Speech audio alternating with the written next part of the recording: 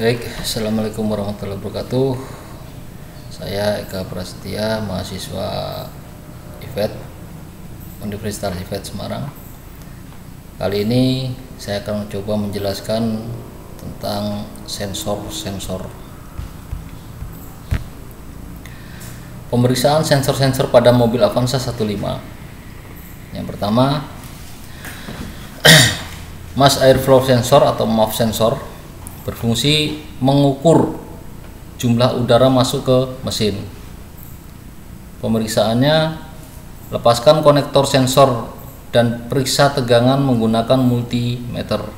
Yang berikutnya, saat mesin menyala, tegangan output berubah sesuai RPM, biasanya 0,5 volt sampai 4,5 volt. Kemudian bersihkan sensor jika kotor dengan mop cleaner, jangan disikat. Yang kedua, manifold absolute pressure sensor atau MAP sensor pada varian tertentu berfungsi mengukur tekanan udara di intake manifold.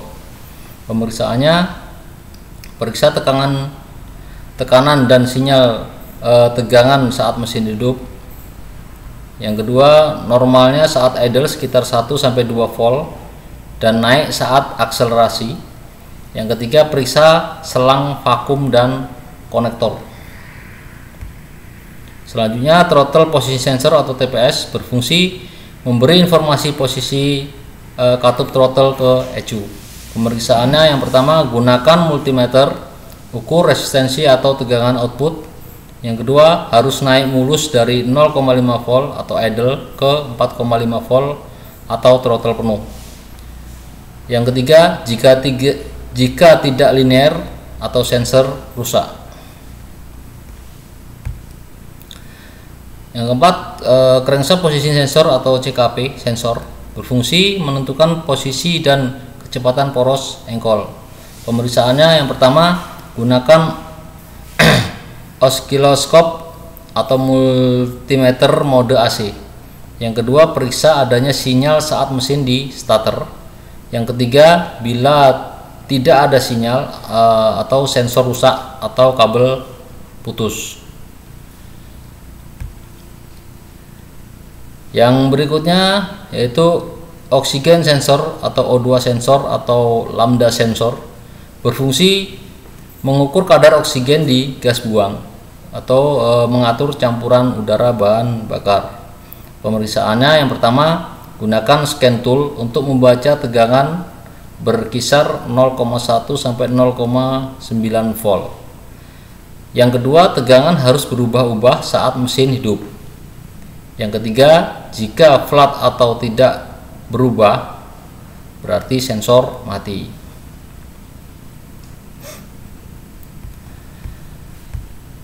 Selanjutnya, engine coolant temperature sensor atau ECT berfungsi mengukur suhu cairan pendingin mesin.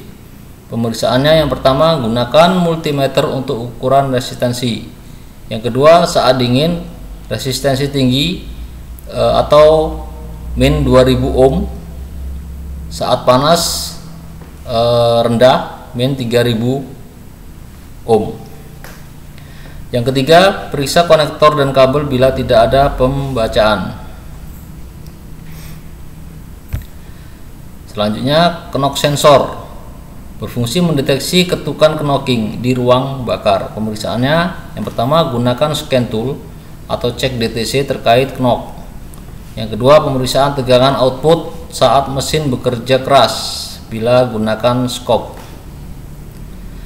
Yang ketiga, jika tidak ada sinyal perubahan, berarti sensor mati. Selanjutnya, vehicle speed sensor atau VSS berfungsi memberi informasi kecepatan kendaraan ke ECU. Pemeriksaannya, yang pertama, lihat sinyal kecepatan via scan tool saat mobil dijalankan. Yang kedua, jika tidak terbaca atau acak, periksa sensor di transmisi dan kabel. Yang berikutnya, intake air temperature sensor atau IAT berfungsi mengukur suhu udara masuk. Pemeriksaannya yang pertama umumnya menyatu dengan map sensor. Yang kedua, gunakan multimeter untuk ukur resistensi. Yang ketiga, suhu naik, kemudian resistensi turun.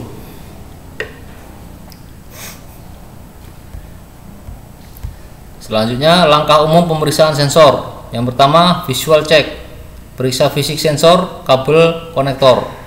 Yang kedua, scan tool diagnosis, gunakan OBD2 scanner untuk membaca parameter dan DTC. Yang ketiga, multimeter atau oscilloscope tes untuk tegangan, resistensi atau bentuk gelombang sinyal maksudnya. Yang keempat, cleaning atau jika perlu gunakan pembersih sensor atau khusus MAF dan TPS.